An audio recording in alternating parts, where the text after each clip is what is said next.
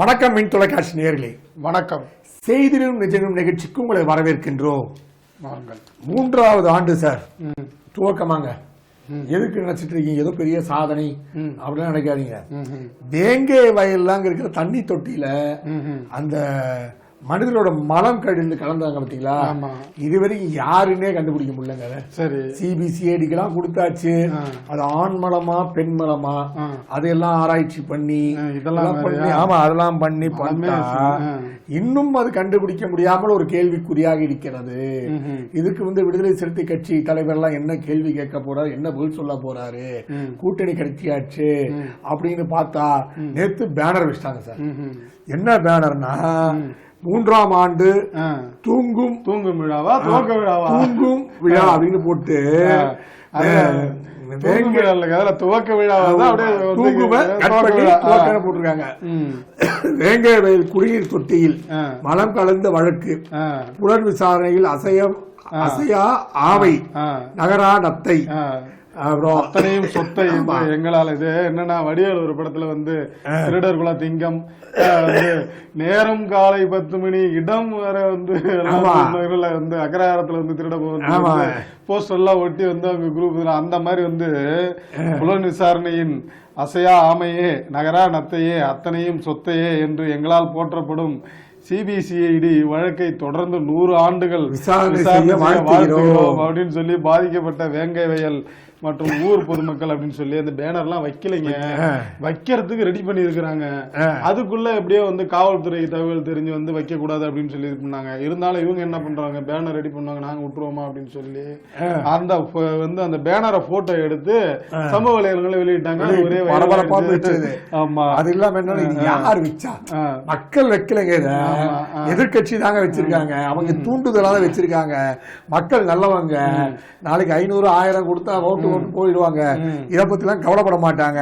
இது எதிர்கட்சி தூண்டுதலுங்க அப்படின்ட்டு காவல்துறையும் சேர்ந்து சொல்லியிருக்காங்க. ஒரு வகையில நல்லதுதாங்க. எளிய மக்கள் இந்த மாதிரி பண்ணிருந்தாங்க அப்படின்னா அவங்க பின்னாடி காவல்துறை போகும் அவங்களை கைது பண்றதுக்கு அப்படின்ற மாதிரி பார்த்தா, இந்த மாதிரி எதிர்கட்சியினர் அப்படின்னா அது ஒரு அரசியல் சார்பான வழக்கா போயிடும் அப்படிங்கறதையும் பாக்குறதா இருக்குது.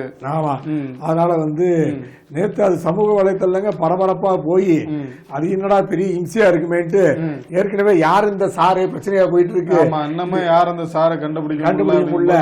இதுல வேங்கை வயல் இன்னும் தலைவலியா இருக்குது. அது 2 வருஷமா கண்டுபிடிக்க முடியல, 2 மாசமா கண்டுபிடிக்க முடியல. அப்படிங்கிற நேரத்துல அடுத்த ஒரு விவகாரமா பேனர் விவகாரம் அப்படின்னு சொல்லி வராங்க. அமிர்தாஞ்சல கூட தான் உட்காந்துக்கணும், ஒரே தலைவலியா இருக்குது அப்படின்னு பார்த்தா நிதி நிலைமை குறித்து தவறான தகவல் பழனிசாமிக்கு தங்கம் தென்னரசு. எங்க அவர் என்ன பெரிய பொருளாதார வல்லுநராங்க, அவருமே அச்சு விட்டுறாரு, அது பத்தாது இது பத்தாதுன்றாரு. எங்க 28% இப்போ 28.7% கடன் பெறலாம் நிதி குழு தெரிவித்திருந்த நிலையில நான் 27 தாங்க வாங்கியிருக்கோம் கடனை. அது நான் கம்மியா தான் கடன் வாங்கிட்டு இருக்கோம். நீங்க என்ன வாய் பத்துதா மாங்காய் குளிச்சுட்டாரு லெவல்ல உங்க தலைவர், எங்க தலைவர் பேசும்போது உங்க தலைவர் பேசுறீங்க அப்படின்னு அவர் சொல்லி மத்திய அரசு எங்களுக்கு தரலங்க, ஒதுக்கீடே இல்லைங்க, மத்திய அரசு தரல, அப்போ எங்களுக்கு எங்களால பண்ண முடியும் அப்படின்னு அவங்க கேட்டா அண்ணாமலை பெற்றுவாரா? அது எப்படி நீங்க இப்படி சொல்லலாம் அப்படின்னு சொல்லி ஒரே முக்காணமா வந்துருச்சுங்க. அது முதல்ல எதிர்கட்சி தலைவர் எடப்பாடி பழனிசாமி ஒரு குற்றச்சாட்டை வைக்க, அதுக்கு அமைச்சர் தங்கம் தென்னரசு விருதுநகர்ல இது பண்ணும்போது இல்ல மத்திய அரசு எங்களுக்கு நிதி தரல அப்படின்னு சொல்லி இது பண்ண உடனே அண்ணாமலை மதுரையில இருந்து நேத்திக்கு இது பண்ணிட்டாருங்க. நாங்க தமிழகத்துக்கு 10 ஆண்டுகளில் 11 லட்சம் கோடி 11 லட்சம் கோடி நிதியை மத்திய அரசு வழங்கி இருக்குது, அது எப்படி நீங்க வழங்கலாம்னு சொல்லலாம். அதோட இந்த பார்லிமெண்ட் தேர்தலில் நாங்க இந்த வெள்ளை அறிக்கையை வெளியிட்டிருக்கோம், எவ்வளவு நிதி கொடுத்துருக்கோம் அப்படின்னு சொல்லி வெள்ளை அறிக்கை வெளியிட்டிருக்கோம். அது போக மெட்ரோ நிறுவனத்துக்கு 36,000 கோடி ரூபாய் நாங்க வழங்கி இருக்கிறோம். ஆனா நீங்க பொதுவா சொல்லக்கூடாது, நீங்க வாங்க எதுக்கு தரலன்னு சொல்லுங்க, நாம டிபேட் பண்ணலாம், வாங்க எதுக்கு தரலன்னு சொல்லுங்க பேசலாம் அப்படின்னு சொல்லி நேற்று இது பண்ணிருக்கிறாருங்க. ஆமா, அது ஒரு பக்கம் தான். நேற்று பாரதிய ஜனதா கட்சியோட உட்கட்சி தேர்தலுக்கான ரிசல்ட் நேத்துங்க. சரிங்க. அந்த மாவட்ட தலைவர்கள் நேத்து கிட்டத்தட்ட 33 மாவட்டம் அறிவிக்கப்படும் பார்த்து 20 மாவட்டத்துல நிக்குதுங்க. சரிங்க. ஏன்னா மீதி ஒரு 13 மாவட்டம் இழுபறியில் இருக்கு. அவங்களுக்கு தரலாமா இவங்களுக்கு தரலாமா? ஏன்னா ஏற்கனவே பாத்தீங்கன்னா திருநெல்வேலியில தொகுதி தலைவர் மாவட்ட பொதுச்செயலாளர் வெளியே போயிட்டாங்க. சரிங்க. எங்களுக்கு நீங்க தரல அப்படின்ட்டு. வேலூர் மாவட்டத்துல கூண்டோட 5 பேர் வெளியே போயிட்டாங்க கட்சியை விட்டு. அதனால பதவி அறிவிக்க ஒவ்வொரு மாவட்டம் பணால் போய் நிக்குது. என்னன்னா இப்படி ஒரு பிஜேபி இவ்வளவு ஒரு பஞ்சாயத்தா இவ்வளவு எதிர்பார்ப்பான்னா 2026 தேர்தல் வரும்போது எப்படி 24 வந்து நாடாளுமன்ற தேர்தல் நடந்தது அவ்வளவு கவனிப்பு நடந்ததோ இல்லையா இவங்க கவனிச்சுக்கிட்டாங்க. அது இது மாதிரி இந்த கவனிப்பு நடக்கும் அப்படின்னு ஒரு எதிர்பார்ப்பு. 2026 தேர்தல் வந்து ஒரு முக்கியமான தேர்தல் வந்து மக்களவை தேர்தலில் வந்து நாடாளுமன்ற தேர்தலே வந்து பிஜேபி வந்து ஒரு குறிப்பிட்ட அளவு வந்து வாக்கு வாங்கியிருக்கிறாங்க. அப்படிங்கும்போது வந்து 2026 சட்டமன்ற தேர்தல் ரொம்ப அதிமுக்கியமா பார்க்கப்படும். அப்படிங்கிறதுனால கட்சி சார்பான அந்த வந்து பதவிகளுக்கு வந்து ரொம்ப முக்கியத்துவம் இருக்கும். சில விஷயங்கள் ரொம்ப கவனிப்பு நல்லா இருக்கும் அப்படிங்கிறதுக்காக வந்து போட்டி நடந்தது. பயங்கர போட்டி. இன்னும் பாத்தீங்கன்னா ஒரு 13-14 மாவட்டம் இழுபறிலே இருக்கு, அறிவிக்கப்படாமே இருக்கு. குறிப்பா சென்னை மாவட்டம் அறிவிக்கவே இல்லை. திருவள்ளூர், வேலூர் அங்கெல்லாம் அறிவிச்சுட்டாங்க, காஞ்சிபுரம் அறிவிச்சிட்டாங்க. தமிழ்நாட்டுல சென்னை இந்த பக்கம் எல்லாம் ஒரே இழுபறில இருக்கு. அது என்னங்கிறது இன்னும் இன்னைக்கோ நாளைக்கோ முடிவு பண்ணப்படவும் அப்படின்னு சொல்லியிருக்காங்க. தேர்தல் நடந்திருக்கு, அதாவது கண் துடைப்பதான். ஆனாலும் தேர்தல் பேச்சுன்னு சொல்லியிருக்காங்க ஜனநாயக கட்சின்னு. அது இன்னும் கொஞ்சம் இன்னைக்கு நாளைக்குள்ள வந்தா, நாளைக்கு மாநில தலைவர் யாரு இப்படியா அண்ணாமலை தான் கண்டினியூ பண்ண போறாரு. எப்படியா இருந்தாலும் அண்ணாமலை தான் வந்து தலைவர் பதவியில் தொடருவார் அப்படிங்கிற மாதிரி தான் இருக்குங்க பாரதிய ஜனதா கட்சி வட்டாரங்கள்ல சொல்றாங்க. ஆமா, எல்லாம் சொல்லிட்டாங்க. பிஎல் சந்தோஷ் எல்லாம் சொல்லிட்டாங்க. அதனால வந்து அண்ணாமலை மாற்று இருக்காதுன்னு எல்லாமே சொல்லிக்கிறாங்க. ஆனா மாவட்ட தலைவர் இழுபறி தான் பெரிய இழுபறியா இருக்குங்க. அது ஏன்னா லோக்கல் பஞ்சாயத்து இல்லைங்க, உள்ளூர் பஞ்சாயத்து. அதனால வந்து அவங்க நீ பெரிய ஆளா நான் பெரிய ஆளா அப்படின்னு நான் வந்து இதை ஒட்டி தான் நான் கட்சிக்கு வந்தேன் போனேன் அப்படின்ற மாதிரிலாம் வந்து நிறைய இருக்குது. நான் தவழ்ந்து போத கட்சியில் இருந்தேன் ஆரம்பிச்சிட்டாங்க. இப்போ நான் வந்து ரொம்ப நீண்ட கால உறுப்பினர் மாதிரிலாம் வந்து அதுல இருக்கு அப்படின்றதெல்லாம் பாக்குறோம் நம்ம. அப்படின்னு பார்த்தா பெண்களுக்கு முக்கியத்துவம் தரும் கட்சிங்க எதுங்க? யாருங்க? ஆமாங்க, திமுகங்க அப்படின்னு சொன்னது யாரு வேற யாரு? சத்யராஜாவோட பொண்ணு தாங்க, திவ்யா சத்யராஜ். ஏற்கனவே அவங்க வந்து திமுக வந்து ஆதரவா இஸ்தலத்துல எல்லாம் பயங்கர பரபரப்பா பெண்ணியம், நான் ஒரு பெண்ணியவாதி தெரியுமா அப்படிலாம் சொல்லி போட்டு இருந்தவங்க நேத்து போயிட்டு கட்சியில சேர்ந்துட்டாங்க. கட்சியில சேரலன்னா தான் ஆச்சரியம். ஏன்னா அவங்க அப்பா வந்து மறைமுகமா வந்து திமுகவோட வந்து கொள்கைகளுக்கெல்லாம் அது பண்ணி வந்து மறைமுக ஒப்பனவே சொல்லுவார் சில இடங்கள்ல. எம்ஜிஆர் அனுதாபிம்பாரு, அதே சமயத்துல வந்து நான் திமுக பெரியாருக்கு வந்து இது திமுக கொள்கை அப்படின்ற மாதிரி எல்லாம் வந்து நிறைய வந்து இது பண்ணுவாரு. பொங்கினாங்க. ஆமா, ஆனா இங்க வந்து பொங்க மாட்டாரு. அந்த நேரத்துல பொங்கல் வரலைங்க, அதனால பொங்காம இருந்தாருங்க. அப்பேற்பட்ட பண்ணியவாதிங்க அவங்க. அதாவது ஆட்சிக்கு ரீதியா வந்து பெருத்து பொங்குவாங்க. ஆனா இவங்க கூட ஒரு ஹிடன் அஜெண்டா இருக்குங்க. அதாவது 2020 அக்ஷய பாத்திரம்னு ஒரு இதை ஆரம்பிச்சாங்க. ஆரம்பிச்சு வந்து இஸ்கான் மூலமா உலகம் மூலமா வந்து 20 ஆரம்பிச்சாங்க. உலகம் முழுவதும் எல்லா இந்தியா முழுவதும் பள்ளிகளுக்கு இந்த மதிய உணவு அப்படின்னு சொல்லப்பட்ட ஒரு நிகழ்வு நடந்தது. அதுக்கு வந்து இவங்க தான் வந்து டயபெட்டிக், அதாவது டயபெட்டிஷியன், அதாவது ஊட்டச்சத்து என்னெல்லாம் தரணும்னு சொன்னாங்க. அப்படின்னா இவங்க பேர் அப்போ பரவா அடிபட்டது. அதுக்கப்புறம் என்னன்னா அந்த உணவுல வந்து பூண்டு, வெங்காயம் அது மாதிரி இதெல்லாம் சேர்த்தா காரமா இருக்கிற இதெல்லாம் சேர்த்துல இஸ்கான்ல அதனால சேர்த்தாதனால அது வந்து ஒரு தோய்வு நிலையை இழந்தது. அதுக்கப்புறம் அது முடிஞ்சப்ப திமுக ஆட்சிக்கு வந்தோடனே இவங்க தான் வந்து அந்த உணவுகளுக்கு வந்து என்னென்ன தரணும், புரதச்சத்து என்ன தரணும் ஆலோசனை வாங்கணும் இவங்க தான். அதனால அதை அப்படியே கொண்டு வந்து இப்ப மெம்பர் ஆயிட்டாங்க. அப்போ பாத்தீங்கன்னா இவர் எம்பிக்காகவோ இல்ல ஒரு எம்எல்ஏக்காகவோ இப்பவே துண்டு போட்டு வச்சிருக்காங்க. இவங்க வந்து ஏதாவது ஒரு எம்எல்ஏ எம்பி கிடைக்கும் என்பது எதிர்பார்ப்பு இருக்கின்றது. அதற்குதான் இப்ப கட்சியில் சேர்ந்திருக்காங்க. இரண்டாவது ஒரு நடிகரோட மகள் வேற வந்து அவர் வந்து இது பண்ணும்போது அந்த கொங்கு பெல்ட்டா அது இல்ல சகோதரர் வேற நடிகர்ல இருக்கிறாரு. குடும்பமே பிரச்சாரம், அதனால கொஞ்சம் பிரச்சாரத்துக்கு அதெல்லாம் நல்லா வசதியா இருக்கும் அப்படின்னு பார்த்து நீங்க சொன்னீங்கன்னா இல்லைங்க நான் எந்த பிரதிபலனும் எதிர்பார்க்காம தான் வந்து கட்சியில ஜாயின் பண்ணி இருக்கிறேன், கட்சியில இணைஞ்சிருக்கேன், எனக்கு வந்து மக்கள் நலனில் மட்டுமே அக்கறை அதனால அந்த மக்கள் நலனில் மட்டுமே அக்கறையுடன் செயல்படும் நான் எதையும் எதிர்பார்த்து திமுகவில் இணையவில்லை அப்படின்னு சொல்லி அவங்க சொல்லியிருந்தாங்கன்னா, நம்ம அந்த அட்சய பாத்திரம் அதெல்லாம் அது சொல்லும்போது வந்து இது ஏற்கனவே வந்து கிட்டத்தட்ட ஒரு 1920 வந்து சென்னை மாநகராட்சியில மட்டும் இந்த விஷயங்கள்லாம் பண்ணியிருக்காங்க. அதன் பிறகுதான் வந்து சென்னை மாநகராட்சியில வந்து ஒரு ஸ்கூல்ல ஒரு பள்ளிக்கூடத்திலேயே 2-3 பள்ளிக்கூடத்துல பண்ணும்போது வந்து அங்கு அந்த பள்ளிக்கூடத்துல மட்டும் வந்து மாணவர்கள் எண்ணிக்கை அதிகமா இருக்குது அப்படின்னு சொல்லி கிட்டத்தட்ட ஒரு 2 வருடமா என்னமோ அந்த நடைமுறையில இருந்திருக்குது. அதன் பிறகு வந்து பிரிட்டிஷ் அரசாங்கம் அதை ஏத்துக்கிறதுனால அந்த திட்டத்தை வந்து நிறுத்திட்டாங்க. அதன் பிறகு காமராஜர் வந்துதான் வந்து மதிய உணவு திட்டமா கொண்டு வந்து வந்து பிள்ளைங்களை வந்து படிக்க வைக்கணும் அப்படிங்கிறதுக்காக வந்து மதிய உணவு திட்டம் பள்ளிகளில் வந்து கொண்டு வந்து இது பண்ணியிருந்தாங்க. அதன் பிறகுதான் அடுத்தடுத்து வந்து எம்ஜிஆர் வந்து சத்துணவு திட்டமா மாத்தினாரு, கலைஞர் வந்து முட்டை போட்டது, அப்புறம் வந்து எல்லா நாளும் முட்டை போட்டது அப்படிங்கறதெல்லாம் வந்து நம்ம எல்லாம் சொல்றாங்க. வெரைட்டி ரைஸ் போட்டது அதெல்லாம் வந்து இது பண்றதெல்லாம் நம்ம பாக்குறோம் வரிசையா. இவங்களும் அதுல கலந்து சில விஷயங்கள்லாம் ஆலோசனை பண்ணிருக்காங்க. நீங்க அடிச்சு பாருங்க எப்படி ஸ்டாலின் அவர்கள் வந்து என் குடும்பத்தில் யாருமே அரசியலுக்கு வரமாட்டார்கள் அப்படின்னு அடுத்து சொன்னாரோ, அதே மாதிரி இந்த அம்மாவும் சொல்லிருக்கு எனக்கு எதிர்பார்ப்பே இல்ல, எனக்கு எதிர்பார்ப்பு இல்ல, கட்சிக்காரங்க எல்லாம் வந்து நிக்க சொல்லி போர்ஸ் பண்ணாங்க அப்படின்னு வந்தாலும் வரலாம் அப்படின்னு எதிர்பார்ப்பு. ஏன்னா இவ்வளவு பரபரப்பா இந்த ஓராண்டு கால அரசியல் தேர்தல் வர 9 மாசம் தானே இருக்குது. அதனால இதெல்லாம் வந்து கொஞ்சம் பரபரப்பாக பேசக்கூடிய விஷயம். அண்ணாமலை என்ன சொல்லியிருந்தாரு அப்படின்னு பாத்தீங்கன்னா, நீங்க வந்து பாஜக வந்து ஈரோடு கிழக்கு தொகுதியில வந்து போட்டி இல்லை அப்படின்னா இன்னும் இருக்கிறது 9 மாசம் 1 வருஷம் தாங்க, அதுல போட்டி என்ன பிரயோஜனம், இடைத்தேர்தலுக்கு இடைத்தேர்தலா அது ஒரே தொகுதியில எத்தனை தேர்தலுங்க நடத்துறது, அது வந்து அதெல்லாம் வேணாங்க, இருக்கிறது 9 மாதம் ஒன்னும் இது பண்ண போறதுல தேவையில்லை, அது தேவையற்ற செயலாதான் நாங்க பார்க்கிறோம் அப்படின்ற மாதிரி எல்லாம் வந்து நேற்றுக்கு சொல்லியிருந்தாருங்க நம்மள அந்த ஈரோடு இதுல. உன் பேச்ச நான் ஏன் கேட்கணும், நான் நிக்கிறேன். அதிமுக நிர்வாகி ஒருத்தர் வந்து செந்தில் முருகன் ஏற்கனவே வந்து ஓபிஎஸ் இருந்து திருப்பி வந்து எடப்பாடி பழனிசாமி அவங்க அணிக்கெல்லாம் வந்து நின்னாரு. அவர் தான் வந்து இப்போ அதிமுக தான் போட்டியே இடக்கூடாது அப்படின்னு சொல்லி முடிவு பண்ணிட்டாங்க. ஒரு சுயேட்சா போய் வந்து போட்டியிடுறாரு. வாங்கினா வந்து நம்ம ஃபியூச்சர்ல வந்து அடுத்த 2026 பாத்தீங்கன்னா நான் சுயேட்சையா நின்று இவ்வளவு ஓட்டு வாங்கியிருக்கிறேன் கணக்கு காட்டிடலாம் அப்படின்ட்டு. கட்சியோட செயல் திட்டங்களை மீறி நீங்க போய் நிக்கிறீங்க, அதனால வந்து உங்களை வந்து அதிமுகவுல இருந்து இடைநீக்கம் பண்ணிட்டாங்க. நீக்கம் எப்படி இருந்தாலும் எலெக்ஷன் முடிஞ்ச உடனே சேர்த்துக்குவாங்க, அதை எப்படி விட்டுருவாங்க. ஆமா, அவர் மன்னிப்பு கோரினதால் நாங்கள் ஏற்றுக்கொண்டோம் அப்படின்னு சொல்லி வந்து விரைவில் வந்து பிப்ரவரி 8க்கு பிறகு நம்ம பார்க்கலாம். ஆமா, அவர் பாத்தீங்கன்னா கோமியம் காய்ச்சல் மருந்தா ஐஐடி இயக்குனர் இருக்காரு இல்லையா, ஆமா ஆமா, அவர் வந்து சொன்னார் இது மாதிரி வந்து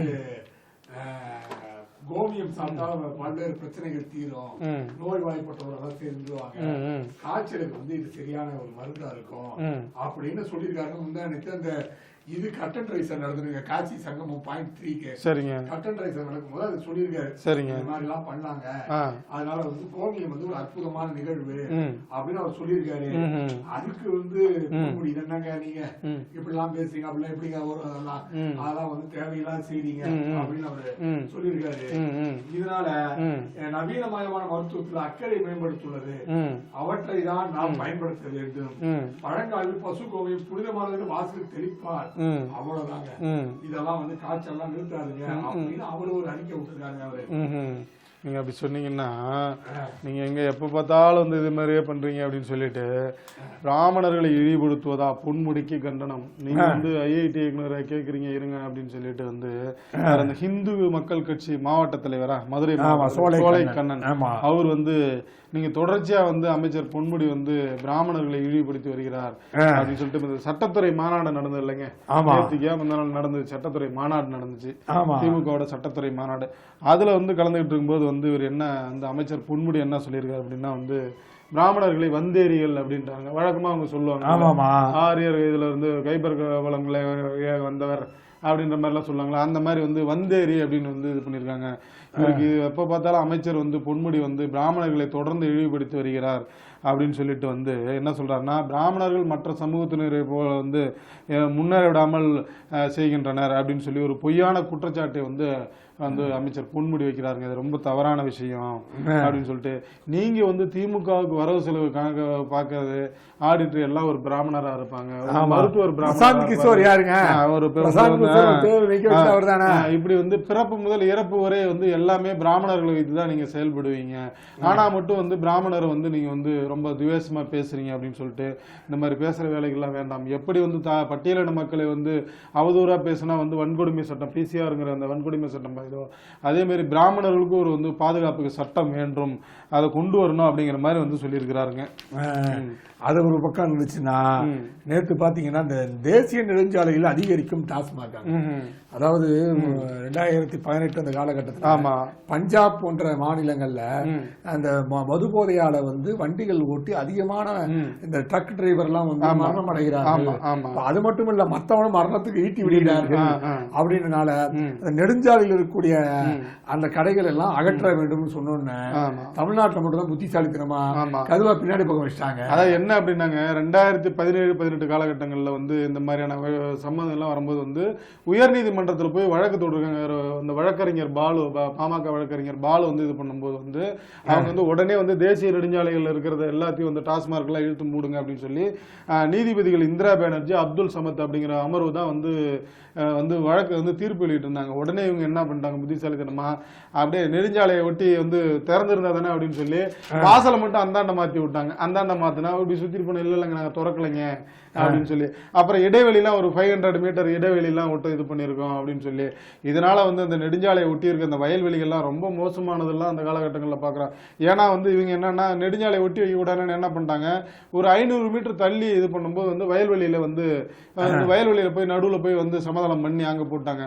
அதனால இந்த மது ஆர்வலர்கள் அவங்க வந்து மது பிரியர்கள் என்ன பண்ணிட்டாங்க, வயல்வெளியை ஒட்டியே போக வயல்வெளி எல்லாம் நாசமானதெல்லாம் ஒரு பக்கம் நம்ம பார்த்தாலும் அது இல்லாம அது அந்த வயல்வெளியிலேயே மதுபானங்களை அறிந்து அந்த பாட்டில கொண்டு அயல்ல போட்டு, அது வேற அந்த விவசாயிகள் கால்லாம் இப்படியாங்க வந்து கொஞ்சம் கொஞ்சமா வந்து என்னன்னா இந்த ரியல் எஸ்டேட் வந்து ஆரம்பிக்கிறதே இப்படிதாங்க. என்ன அப்படின்னு வந்து பாத்தீங்கன்னா, இப்ப வந்து ஊர்ல அந்த குப்பைகள் இருக்குல்ல, கொஞ்சம் கொஞ்சமா அந்த ஏரியில கொட்டுவாங்க. அது ஒருத்தவங்க கொட்டுற பார்த்து என்னம்னா அப்படியே எல்லாரும் கொட்டாங்க, சரி அவங்க கொட்டுறாங்க இவங்க கொட்டுறாங்கன்னா அப்படியே கொஞ்சம் கொஞ்சமா அது குப்பை மேடை மாதிரி ஏறி அழிந்து அப்படியே அது குப்பை மேடை ஆகி என்ன பண்ணுவாங்க, உடனே வந்து கொஞ்ச நாள் கழிச்சு வந்து இவங்க வந்து அது பிளாட் போட்டு வித்துருவாங்க. அதே மாதிரி இப்போ வந்து வயல்வெளியில நீங்க வந்து டாஸ்மார்க் நிறுவனம் வந்து இதெல்லாம் வச்சோம் அப்படின்னா, அதை விட்டு அங்க டாஸ்மார்க் வந்துருப்பா, அப்போ அங்க போய் வீடு கட்டுவோம்ப்பா, அங்க வீடு கட்டினா கொஞ்சம் எல்லாம் வருவாங்க போவாங்க, வியாபாரம் பண்ணலாம், ஒரு கடை வைக்கலாம் அப்படின்னு சொல்லிட்டு அங்க போய் வீடு கட்டுவாங்க. இன்னொருத்தவங்க அவங்க வீடு கட்டினது இன்னொருத்தவங்க வீடு கட்டுவாங்க. இப்படிதான் நிறைய கிராமப்புறங்கள்ல வந்து வயல்வெளிகள் அழிஞ்சுக்கிட்டு இருக்கிறது பாக்குறோம். அதை ஒட்டிதான் இந்த இவங்க என்ன சொல்றாங்க அப்படின்னு பாத்தீங்கன்னா, நாட்டுல வந்து கிட்டத்தட்ட ஒரு தமிழ்நாட்டுல மட்டும் ஒரு 6600 வந்து தேசிய நெடுஞ்சாலைகள் இருக்காங்க. அங்கங்க பல மாநிலங்கள் இணைக்கிறதுக்கு அந்த 6600 நெடுஞ்சாலைகள், அதை ஒட்டி வந்து டாஸ்மார்க் எல்லாம் மறுபடியும் வந்து முளைக்குது, அது பண்ணக்கூடாது அப்படின்னு சொல்லி வந்து கேள்வி எழுப்பி இருக்கிறாங்க. இதனால நிறைய வந்து ஏற்கனவே வந்து விபத்துகளும் வந்து விபத்துலயும் முன்னணி மாநிலமா தமிழகம் இருக்குது. அதனால திருப்பி இந்த மாதிரி விவகாரங்கள் வேண்டாம், நீங்க நெடுஞ்சாலையை ஒட்டி வந்து மதுக்கடைகள் புதிதாக திறக்கப்படுகின்றது, அது வேண்டாம் அப்படின்னு சொல்லிட்டு, உதாரணமா என்ன சொல்றாங்கன்னா, நம்ம திருவள்ளூர் மாவட்டம் செங்குன்றத்துல இந்த மாதிரியான விஷயங்கள்லாம் திறந்திருக்குது, மதுபான கடைகள் ஆரம்பிச்சிருக்குது, வேணாம், தமிழக அரசு இதுக்கு ஒரு நல்ல முடிவு எடுக்க வேண்டும் அப்படின்னு சொல்லி தேசிய நெடுஞ்சாலை ஆணையத்திலிருந்து கடிதம் எழுதியிருக்கிறாங்க. கடிதம் எழுத முடிவு செய்துள்ளதா வந்து இது பண்ணிருக்காங்க. அதையும் நம்ம பார்க்க வேண்டியதா இருக்குது. அதே மாதிரி பாத்தீங்கன்னா விண்ணப்பத்திற்கு வந்து பாரதியார், விண்ணப்பக்காரருக்கு பாரதியார் கேட்டாலே கிடைக்காது. நாங்க ஒரு 30 பேர் வந்து போட்டிருக்கோம், எங்களுக்கு வந்து பாரதியார் அதான் பாரதியார் விருது தாங்க அப்படின்னு சொல்லி வந்து அவங்க என்னது அந்த பாரதியார் சிந்தனை மன்றமா லட்சுமி நாராயணன், ஆனா எங்களுக்கு தரவை இவங்க என்ன பண்ணிருக்காங்க தரல அப்படின்னு ஒண்ணு, நீங்க அந்த லிஸ்ட் கொடுங்க யார் யார் பேர் வந்து பரிந்துரை பண்ணாங்க அரசு சார்பா அப்படின்னு சொல்லி இது பண்ணும்போது வந்து ஒரு 30 பேர் கொடுத்திருக்காங்க. அதுல இவங்க பேர் இருந்திருக்குது. ஆனா அந்த பட்டியல்ல இல்லாத 30 பேர்ல இல்லாத ஒருத்தருக்கு வந்து பாரதியார் விருது வழங்கி இருக்கிறாங்க அப்படின்னு பார்க்கும்போது என்னன்னா, இவங்க என்ன சொல்றாங்கன்னா, ஐயா நான் வந்து அப்ளை பண்ணுங்கிறதுனால நீங்க எனக்கு தரணும்னு அவசியம் இல்லை, எனக்கு நீங்க தரவும் வேண்டாம். ஆனா இருப்பினும் என்ன அப்படின்னா வந்து பட்டியலே இல்லாம இருக்கிற தெரியுங்க, நாங்க இதே தான் வந்து வந்து கடந்த ஆண்டு கேட்டோம். ராஜ்குமார் காந்தி கேட்டோம். கடந்த ஆண்டு கேட்கும்போது என்னன்னா இல்ல வந்து பட்டியல்ல இல்ல, அவங்களுக்கு எப்படி தர முடியும், பட்டியல்ல வந்து நீங்க வந்து அப்ளை விருதுக்கு வந்து விண்ணப்பிக்கவில்லை, எப்படி தர முடியும் அப்படின்னு சொன்னி, அப்ப அந்த ஓராண்டிலே இந்த வந்து விதி மாறிடுச்சா அப்படிங்கறதையும் அவங்க கேள்வி கேட்கறதையும் நம்ம பாக்குறோம். ஆனவங்க இந்த திராவிட கழக சிந்தனையாளர்கள், கம்யூனிஸ்டுக்காரங்க அவங்க தான் கொடுத்தாங்க கூடுறது. அப்படிதான் இந்த கப்பல் ஒரு பேரே இல்லாம எப்படி வந்திருக்குன்னு சொல்றாங்க. கும்பமேளாவில் தீங்க அது மாதிரி சில விஷயங்கள்லாம் இந்த மாதிரி பெரிய நிகழ்வு நடக்கும்போது இது மாதிரி சில அசம்பாவிதங்கள் நடக்கிறது சந்தோஷமான விஷயம். எந்த உயிரிழப்பும் இல்ல, பெரிய வந்து இது இல்ல. அங்க உள்ள சில அந்த பகுதிகள் மட்டும் அந்த ஒரு கூடாரம் சொல்லுவாங்க, அது மட்டும் அதை மட்டும் வந்து சிலிண்டர் வெடிச்சு ஆயிருக்கு. அந்த வெடிச்ச இடம் என்னன்னா கீதா பிரஸ். இது எல்லாருக்குமே தெரிந்த ஒரு நிறுவனம். இது என்ன குறைந்த விலையில வந்து போபால்ல இந்த நிறுவனம் இருக்கு. கீதா பிரஸ் நிறுவனம் போபால்ல இருக்கு. அதாவது பகவத்கீதை போன்ற ஆன்மீக நூல்களை மிக மிக குறைந்த விலையில அவங்க தராங்க. இதுல வந்து ஒரு 500 பக்கம் 600 பக்கம் இருக்கக்கூடிய புத்தகங்கள்லாம் 80 ரூபாய் 60 ரூபாய் அந்த விலையில அவங்க தர்றாங்க. அவங்க அது இல்லாம ஆன்மீகம் வந்து எல்லா மொழியிலும் தலை தோங்க வேண்டும் என்பதற்காக எல்லா மொழியிலும் அந்த புத்தகம் இருக்கிறது. நல்ல விஷயம். அந்த அவங்க தான் கீதா பிரஸ் அப்படின்றவங்க. மிக ஃபெமிலியரான விஷயம் அவங்களுக்கு. இந்த புத்தகம் ஆன்மீக புத்தகங்கள் வந்து மிக மிக குறைந்த விலையிலே பப்ளிக்கு போய் சேரணும், பொதுமக்களுக்கு சேரணும் அப்படின்ட்டு பண்றோம். அந்த கீதா பிரஸ் இந்த சம்பவம் நடந்திருக்கிறது. எந்த விதமான நல்ல வேலையா வந்து அங்க உள்ள அதிகாரிகள் வந்து உடனே வந்து இது பண்ணி வந்து தீயெல்லாம் அணைச்சு இது பண்ணிருக்காங்க.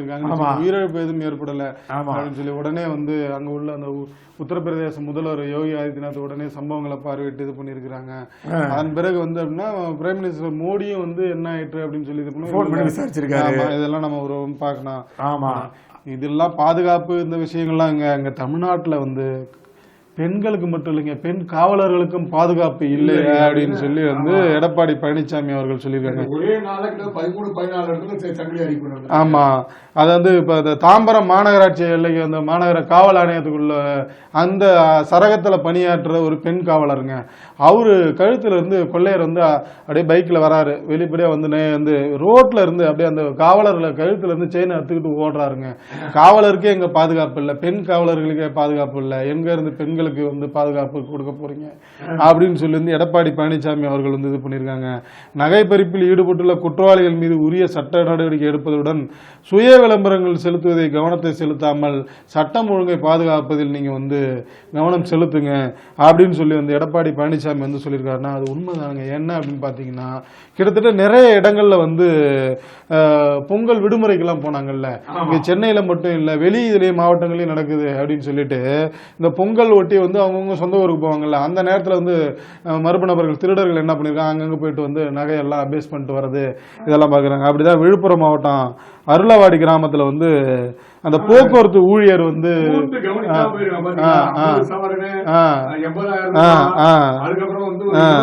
அதே மாதிரி மயிலாடுதுறை ஒசூர் இப்படி எல்லா இடங்கள்லயும் வந்து இந்த பொங்கல் ஒட்டின டைம்ல வந்து இது பண்ணிருக்காங்க.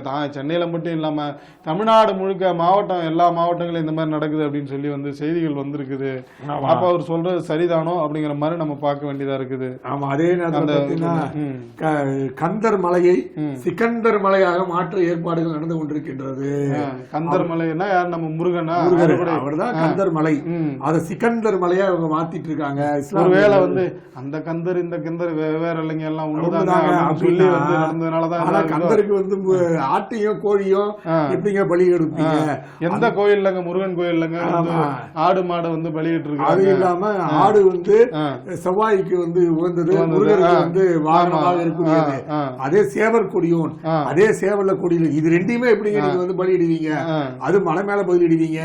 ஏற்கனவே வந்து இந்த கொடிக்கம்பத்துல மேல வந்து தீபம் ஏற்றுவதற்கு அனுமதி இருக்கு, அதையே நீங்க வந்து பிரச்சனை பண்றீங்க அப்படின்னு பார்த்தா இது இஸ்லாமிய அடிப்படைவாதிகள் ஐக்கிய ஜமாத்து, SDPI, இந்திய யூனியன் முஸ்லீம் லீக் உள்ளிட்ட பல அமைப்புகள் வந்து நாங்க வந்து ஆடு வெட்டுவோம் அப்படின்னு சொல்லி போயிருக்காங்க பிரச்சனையில. அது போலீஸ் தடுத்திருக்கு. அதே நேரத்துல வந்து வேல் யாத்திரையை மேற்கொண்டு இவங்க இது பண்ணும்போது வந்து இந்து முன்னணி அவங்க சார்பா வந்து இது பண்ணும்போது 2 அமைப்பையும் தடுத்து நிறுத்தி யாருக்குமே வந்து அலௌடு இல்ல, அனுமதி இல்ல அப்படின்னு சொல்லி வந்து அந்த 2 பேர் மேலயுமே வழக்கு போட்டாங்க காவல்துறை. ஆமா, இது மாதிரி இப்படி ஒரு சூழ்நிலை இருக்குது அப்படின்னு பார்த்தா தேவையில்லாத மத கலவரத்தை இது உருவாக்குகிறது அப்படின்னு தான் அது சொல்லப்படுகின்றது. சமாதானமா வந்து நீங்களே பேசி இது பண்ணுங்க. அது வந்து முருகனோட அறுபடை வீடுகள்ல முதல் வீடுங்க. அத வந்து உங்களுக்கு எப்படி நம்பிக்கை இருக்கு, அது வந்து காலங்காலமா இப்ப இல்லைங்க, அது பன்னெடுங்காலமா வந்து அறுபடை வீடுகள்ல முதல் வீடு அப்படிங்கும்போது வந்து அதற்கும் நம்ம மதிப்பு தர வேண்டி இருக்கிறதையும் பார்க்கணும். அப்படின்னு பாத்தீங்கன்னா யாழ்ப்பாண மையத்திற்கு வந்து ஒரு பேரு கவர்னர் நிகழ்ச்சி அப்படின்னு, அதாவது இங்க இலங்கையில் இருக்கக்கூடிய யாழ்ப்பாணத்துல அங்க யாழ்ப்பாணம் இதெல்லாம் இருந்துச்சா, தமிழ் மன்றம்ன்ற பேர்ல தான் இருந்துச்சாங்க கலாச்சார மையம். அதை வந்து பாரத பிரதமர் வந்து பேரை மாற்றி திருவள்ளூர் கலாச்சார மையமா மாத்திருக்காங்க பேரை. பாருங்க, திருவள்ளூருக்கு எவ்வளவு பெரிய சாதனைகளை நாங்க செஞ்சிருக்கோம் நாங்க. ஆனா நீங்க வந்து இது கேட்க மாட்டேங்கிறீங்களே, நாங்க காவி துணியோட இருந்தாலும் மட்டும் எதிர்ப்பு மட்டும் தெரிவிக்கிறீங்களே அப்படின்ட்டு நேற்று வந்து கவர்னர் அவர்கள் ஒரு அறிக்கை வெளியிட்டிருக்கிறார். அதுல நீங்க எதிர்ப்பு அப்படின்னு ஒண்ணு ஞாபகம் இருந்துச்சுங்க. இந்த தமிழ்நாடு அரசு பாடநூல் இதெல்லாம் இருக்குல்லங்க, அது எல்லாமே என்னன்னா அந்த புத்தகங்களை வந்து அச்சடிக்கிறதுக்கு வந்து ஆந்திராவிற்கு வந்து ஒரு 30% ஒதுக்கிட்டாங்க. அதனால இங்க உள்ள வந்து அந்த அச்சகக்காரர்கள்லாம் வந்து ரொம்ப வந்து பாதிக்கப்பட்டு கொதின்னு கொதிச்சிட்டாங்க. ஏன்னா இங்க ஏற்கனவே தமிழகத்திலேயே வந்து நம்ம விருதுநகர் சிவகாசி தான் வந்து ரொம்ப ஃபேமஸ். வந்து அச்சகங்கள் இந்த மாதிரியான அந்த பிரிண்டிங் அந்த இதுக்கான வந்து அங்கே தான் நிறைய அச்சகங்கள் இருக்குது.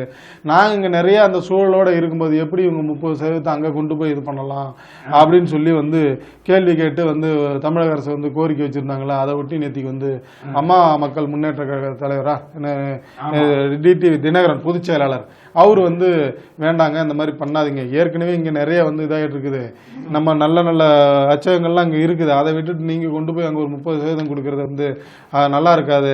அதனால் வந்து நீங்கள் தமிழக அரசு என்ன பண்ணுங்க, திருப்பி வந்து நம்ம சார்ந்த நம்ம மாநிலம் சார்ந்த அச்சகத்துக்கே நீங்கள் வந்து தமிழ்நாடு பாடத்தை வந்து பாடப்புத்தகத்தை அச்சடிக்கிறதுக்கான பணியை வழங்கணும் அப்படிங்கிற மாதிரி வந்து கோரிக்கை விடுத்திருக்கிறாங்க. ஆமா, அதோட பார்த்தோம். மேலும் நாளை சந்திப்போம். நன்றி, வணக்கம். நன்றி, வணக்கம்.